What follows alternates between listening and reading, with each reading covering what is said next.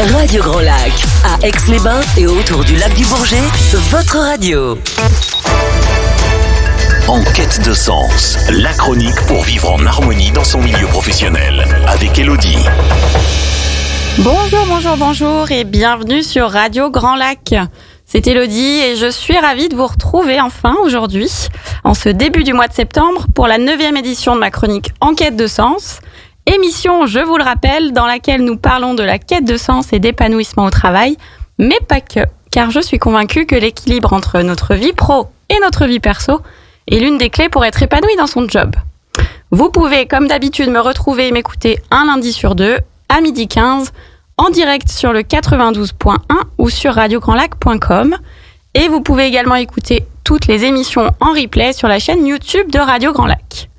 Le 25 juillet, pour ma dernière de l'été, je vous avais partagé mes bonnes habitudes pour des vacances apaisées. Aujourd'hui, pour cette émission spéciale rentrée, nous allons approfondir cette notion de quête de sens. Nous allons aussi parler de reconversion. Et pour cela, j'ai 2 surprises pour vous. La première, je vais être avec vous non pas 15, mais 30 minutes. Et la deuxième, j'ai la joie de recevoir quelqu'un dont le parcours est inspirant, qui va pouvoir vous partager sa quête de sens à elle.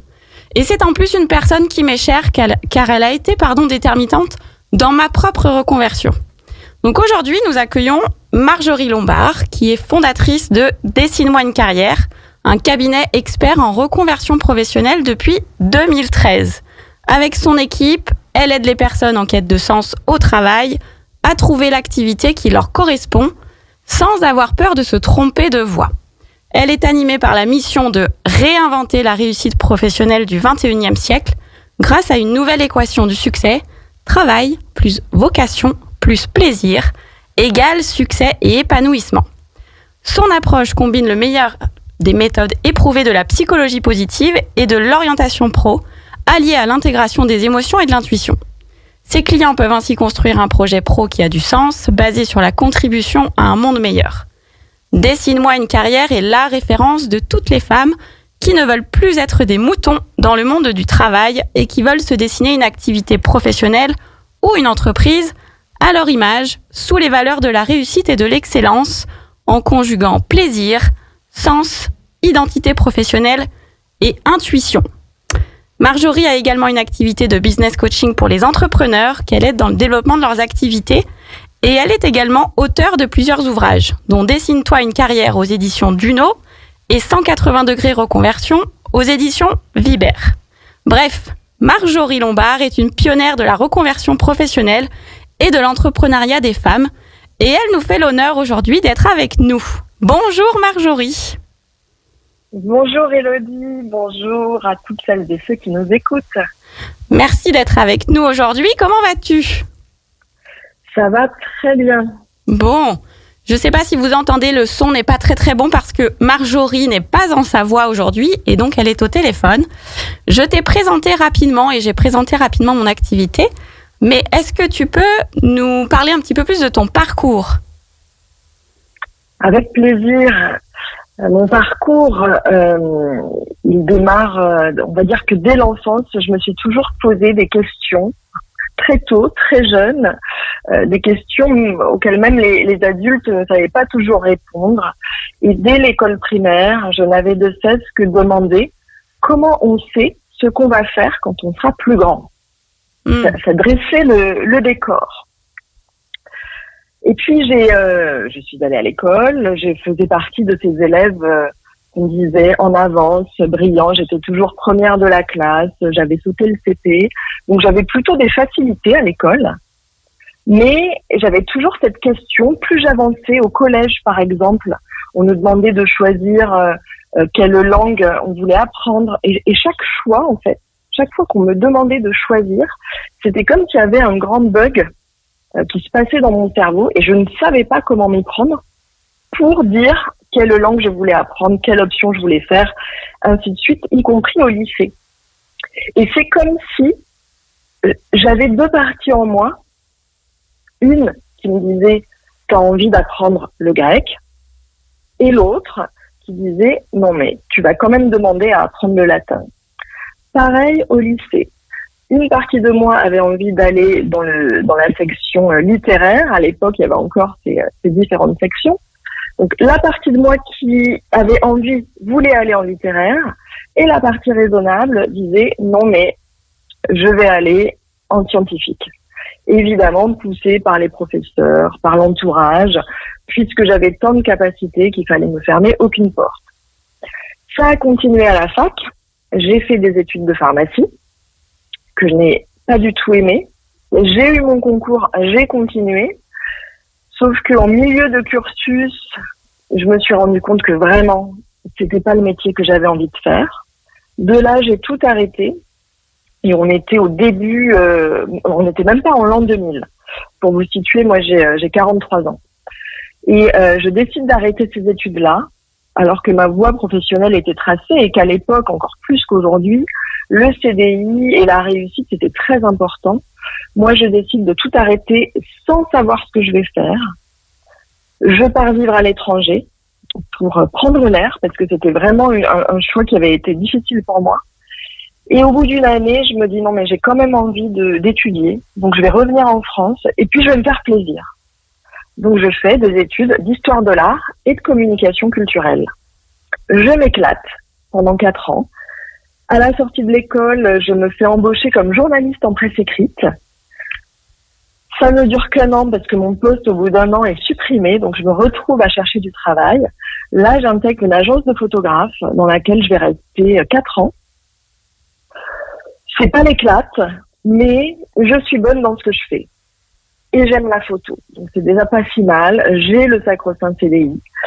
Sauf que année après année, je perds le sens. Je perds le sens de ce que je fais. J'ai beau aimer la photographie. Mon métier au quotidien, c'est de gérer des équipes, des budgets et des égos, on va dire, parce que j'étais dans le milieu photographique. Nos photographes faisaient des photos pour les marques qu'on voit dans les magazines, dans les publicités. Donc il y avait beaucoup d'enjeux. Et au fur et à mesure que le temps passait, eh bien moi je dépérissais. Et je devenais de moins en moins heureuse, ça devenait de plus en plus difficile.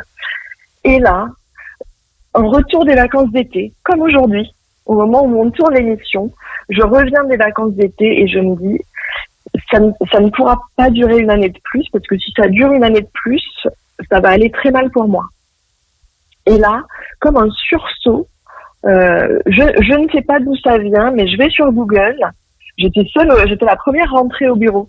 Donc je vais sur l'ordinateur, je vais sur Google et je tape bilan de compétences. Alors que je ne savais même plus comment j'en avais entendu parler. Mais je tape ça dans Google, je trouve un centre qui est à côté de chez moi et j'appelle. Et là, c'est le début de ma deuxième vie professionnelle. Je me fais accompagner, je fais un bilan de compétences et là, c'est comme si toutes les pièces du puzzle se rassemblent. Ça rejoint mon envie de faire des études de psychologie que j'avais évoquées à l'époque au lycée, mais où tout le monde m'avait dit « mais tu n'y penses pas, avec tes capacités, la psychologie c'est bouché. Non, ça serait trop dommage d'y aller. » Et là, les pièces du puzzle se rejoignent. Je reprends le sens de ma vie. Je reprends le sens professionnel de ce que j'ai envie de faire et je fais une rupture conventionnelle. Je retourne 1 an à l'université pour me former à mon nouveau métier d'accompagnante dans les carrières professionnelles. Et puis, les choses s'enchaînent, pas toujours facilement, mais les choses s'enchaînent. Et une fois diplômée, je décide de créer ma société, de créer ma boîte, alors que jamais je n'aurais imaginé me lancer à mon compte. J'ai créé mon activité toute seule, sans avoir fait l'école de commerce, en ayant 0 économie, des parents fonctionnaires, donc vraiment pas l'image que je me serais faite. Et aujourd'hui, donc j'ai créé Dessine-moi une carrière en 2013, on va bientôt fêter les 10 ans, et année après année, j'ai réussi à la développer, j'ai réussi à remplacer puis dépasser mon ancien salaire, et aujourd'hui, j'ai une équipe de personnes qui travaillent avec moi. C'est un beau parcours. Merci pour ce partage. Du coup, si je dois conclure un petit peu ton parcours, c'est que la quête de sens était déjà présente jeune, très jeune, sans forcément mettre ce mot sens sur tes interrogations. Et la conclusion qu'on peut faire pour toutes les personnes qui nous écoutent, c'est qu'au final, il n'y a pas de parcours prédéfini pour se reconvertir ou pour entreprendre. C'est possible, pour tout le monde. Et toi, tu es un très bon exemple puisque tu as changé plusieurs fois, tu t'es cherché plusieurs fois, même en étant jeune et en sortant d'études. Enfin, tu as même arrêté certaines études. Donc la conclusion, c'est que tout est possible, c'est ça ? Oui, vraiment, tout est possible. Je sais que quand on est dans des périodes compliquées, on se dit que ça va pas être possible pour nous, que ça peut être possible pour tous les autres, mais pas pour nous. Mais vraiment, quand on a un moteur, une envie, ce qui a été mon cas quand je me suis fait accompagner et que j'ai vraiment trouvé ce qui faisait sens pour moi, comme tu le dis, c'est que ça donne une énergie qui nous aide à dépasser toutes les croyances qu'on pourrait avoir ou si on se dit que ça va pas être possible, on trouve de la ressource. Il y a comme une créativité qui s'ouvre, qui se déploie et qui nous aide à avancer et à dépasser les obstacles éventuels qui pourraient aller sur notre parcours. Ouais, ok. Et alors, du coup, tu nous dis que ça nous donne de l'énergie, que ça nous fait dépasser nos croyances éventuelles ou que ça nous fait vraiment trouver toutes les forces nécessaires. Quelle serait ta définition à toi justement de cette quête de sens ? On en a parlé là très rapidement, mais c'est quoi pour toi cette quête de sens ? Moi, je dirais qu'il y a 2 composantes dans la quête de sens. Tout d'abord, c'est le sens, c'est la direction, comme si on conduit une voiture. Dans quel sens on va ? À droite, à gauche, tout droit. Donc c'est vraiment la première composante du sens, c'est savoir dans quelle direction on va. Donc, dans les cas de reconversion, quelle est ma prochaine activité professionnelle ? Quelle est la mission qui me correspond ? Donc ça, c'est une première chose, une première composante. Et la deuxième composante du sens, je dirais que c'est cette sensation, ce sentiment de contribuer, d'être utile, certes de faire une activité qui nous convient et qui nous plaît, mais aussi d'avoir du sens par rapport au collectif. Donc là, ce serait la deuxième composante, selon moi. C'est-à-dire que la première, c'est vraiment la direction, c'est-à-dire ce que nous, on veut et vers quoi on veut aller. Et la deuxième, c'est comment on peut faire sa part, entre guillemets.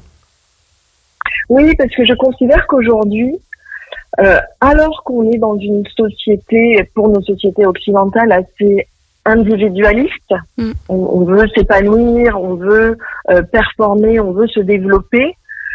En même temps, je trouve que c'est le pendant de cette société individualiste. On se rend bien compte, surtout quand on se pose des questions et qu'on est en quête de sens, qu'on ne va pas agir tout seul, qu'on ne travaille pas tout seul, qu'on ne vit pas tout seul dans notre monde et au contraire, on cherche du lien, on cherche de l'interaction avec les autres et on a envie de faire sa part, comme le colibri.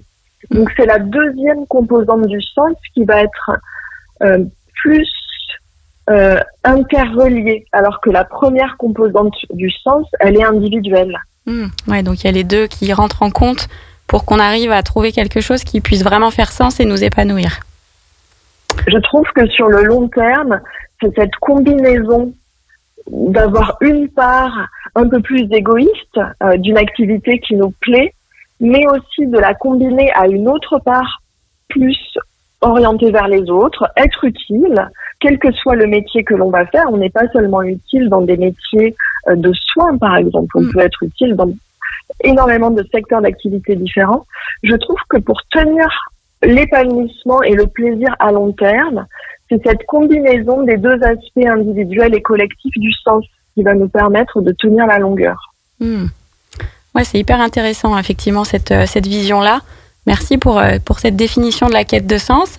Ce que je trouvais aussi intéressant dans ton parcours, souvent, en fait, moi, je sais qu'on m'en fait part. On me dit, oh là là, ça fait longtemps que je réfléchis. Il faut quand même réfléchir avant de se reconvertir ou avant de faire un bilan de compétences ou d'être accompagné en coaching. Et toi, tu nous dis que ça t'a pris un matin comme ça, t'es rentré de vacances et t'y allais, quoi. T'as appelé. Donc, ça montre aussi que des fois, c'est le moment et qu'on n'avait pas forcément anticipé. Il y a une différence entre le déclic et le passage à l'action. Une reconversion, ça prend du temps. Il ne faut pas croire que ça se fait en 15 jours. Les personnes qui vont tout jeter le bébé avec l'eau du bain en 15 jours risquent de se trouver en difficulté dans la mise en place de la reconversion. En revanche, le déclic, il peut survenir en un instant, comme ça a été mon cas. Et souvent, et d'ailleurs, il va être la résultante d'un processus de maturation intérieure qui a eu lieu pendant plusieurs semaines ou plusieurs mois avant, et qui était en sourdine. Et le déclic, lorsqu'il arrive... Vas-y, finis. Oui. Le déclic, lorsqu'il arrive, il veut simplement dire que ça y est, on est prête pour agir. Mais agir, ça peut être réfléchir, ça peut être se faire accompagner, ça peut être entamer un bilan de compétences. Mais c'est le déclic pour la mise en action. Et il va y avoir plusieurs temps ensuite. Il va y avoir des temps de réflexion, des temps de mise en action, mais sans ce déclic, rien ne peut se passer. Et il n'y a pas de meilleur moment pour se reconvertir. Le déclic arrive quand il arrive. Et quand il arrive, la meilleure chose à faire, c'est de l'écouter et de commencer à se mettre en action, même si la mise en action, c'est une lecture ou appeler quelqu'un pour de l'aide. Oui. Oui, en fait, le déclic, il arrive après maturation, mais le fait d'avoir mûri cette réflexion n'est pas forcément consciente pour tout le monde. Et ce qui est intéressant aussi de repréciser, c'est que quand on a ce fameux déclic et qu'on décide d'envisager une reconversion, ça ne veut pas dire qu'on va tout changer dès le lendemain, mais ça peut être de commencer la réflexion, de commencer un accompagnement, ou comme tu dis, simplement de commencer à se renseigner sur certaines choses. Donc, mais en tout cas, il y a le déclic pour « ça y est, c'est le moment, il faut que je fasse quelque chose ». Exactement. Ouais, ça c'est hyper intéressant. Merci pour ce partage. Moi, je voulais aussi aujourd'hui qu'on parle du livre que Marjorie, elle en a écrit plusieurs, mais il y en a un qui est qui est intéressant et surtout qui est un véritable succès, puisque le livre Dessine-toi une carrière est apparu, dis-moi si je me trompe, en 2019. Et aujourd'hui, on voit naître une deuxième édition tellement c'est un succès. C'est bien ça ? Exactement. J'ai le plaisir que ce premier ouvrage, mon premier livre, qui est apparu initialement en janvier 2019, ait la chance d'avoir une deuxième édition qui vient de sortir parce qu'effectivement, il a beaucoup plu. Il s'est bien vendu et de fait, l'éditeur m'a proposé de l'enrichir pour cette nouvelle édition, ce que j'ai fait avec plaisir. Donc la deuxième édition, celle avec la couverture rouge, si vous allez vous le procurer, eh bien, contient évidemment tout le même contenu que la première, mais avec en plus des témoignages de personnes qui se sont reconverties et que j'ai interviewées pour justement aider les lecteurs à se dire que tout est possible, tous les parcours existent et qu'il est possible de se reconvertir quel que soit son âge, son secteur d'activité de départ ou ses conditions. D'accord, donc dans ce livre, on retrouve les témoignages. Qu'est-ce qu'on retrouve d'autre, sans nous dévoiler tout ce livre, mais qu'est-ce qu'on peut retrouver d'autre dans ce livre ? Dessine-toi une carrière, ça formalise la méthode que j'ai conçue pour accompagner mes clients au quotidien. Et cette méthode, elle consiste à franchir 5 étapes pour trouver l'activité qui nous correspond sans avoir peur de se tromper. Et ce sont des étapes balisées à avancer dans un certain ordre pour justement être sûr de ne rien oublier, être sûr d'arriver à se poser toutes les questions dont il faut se poser pour avoir un projet professionnel qui va nous convenir derrière. Il a été donc conçu un peu comme un livre pratique. Il y a des moments théoriques où je vais parler de concepts importants. Et puis ces moments théoriques sont illustrés d'exercices concrets, quasiment les mêmes que ceux que je propose aux personnes qu'on accompagne au cabinet, pour vraiment aider comme un compagnon de route, une méthode ludique et originale pour les personnes en quête de sens, justement, pour les aider à comprendre quelles sont ces 5 étapes à mettre en place pour trouver l'activité qui correspond. Ok, donc les personnes, ça peut être par exemple, justement, on parlait tout à l'heure du déclic et de la première action qu'on va mettre en œuvre, ça peut être justement de lire ce livre et de commencer à découvrir ces 5 étapes, de faire, de regarder tout ce qui est théorique et de mettre en pratique avec les exercices que tu proposes. Donc ça peut être un premier pas dans son choix de reconversion. si on a zéro idée de quoi faire d'autre à la place, c'est un excellent premier pas. Bon, et ben donc, je vous rappelle que c'est Dessine-toi une carrière aux éditions Duno, qu'on peut retrouver, Marjorie, dans toutes les librairies ou sur Internet. On peut le retrouver dans toutes les librairies, les Fnac, les Cultura. Si votre libraire ne l'a pas, vous pouvez tout à fait lui demander de le commander. On n'y pense pas toujours, mais les libraires peuvent commander n'importe quel livre. Et évidemment, également sur les plateformes d'achat en ligne, même si je préfère que vous alliez chez le libraire d'à côté. Oui, moi aussi, je préfère qu'on fasse travailler les petits commerçants de proximité. Ce que je vous propose, c'est qu'on fasse une petite pause musicale et on retrouve Marjorie juste après. On parlera plus spécifiquement de ses accompagnements et d'autres choses. Donc, place à la musique. Vous écoutez Radio Grand Lac sur le 92.1 FM. En quête de sens, la chronique pour vivre en harmonie dans son milieu professionnel, avec Élodie. Et nous sommes toujours en direct sur Radio Grand Lac, toujours avec Marjorie Lombard, qui est la fondatrice de Dessine-moi une carrière, un cabinet expert en reconversion professionnelle. On a parlé avec Marjorie jusqu'à présent de la quête de sens, de la reconversion, de son parcours également, de son livre Dessine-toi une carrière aux éditions Duno, que vous pouvez retrouver dans toutes les librairies et sur Internet. Et maintenant, Marjorie, je te propose de nous parler un petit peu de tes accompagnements. Comment tu accompagnes donc les femmes? On l'a pas précisé, mais tu accompagnes uniquement les femmes. Donc, comment tu les accompagnes, un petit peu ta méthode et peut-être pourquoi les femmes d'ailleurs? Historiquement, j'ai choisi de me consacrer à l'accompagnement des femmes parce que dans ma propre histoire, on va dire familiale, je trouvais qu'il y avait un lien entre les femmes et le travail qui était différent de celui des hommes au travail. Historiquement, quand j'ai créé le cabinet, j'ai voulu accompagner uniquement des femmes parce que je trouvais que c'était une façon de les aider. On parle du fameux plafond de verre au travail. Il y a des inégalités hommes-femmes au travail et j'avais envie de leur proposer quelque chose de spécifique. Aujourd'hui, c'est plus tout à fait le cas parce que j'ai été contactée par de plus en plus d'hommes qui aimaient mon approche sensible, différente, atypique par rapport à ce qui se faisait habituellement dans le bilan de compétences ou dans les cabinets comme l'APEC. Et c'est vrai que ça m'a fait réfléchir et je me suis dit qu'après tout, ce serait dommage de ne pas accompagner des hommes qui, eux, trouvaient une résonance avec la méthode que je proposais.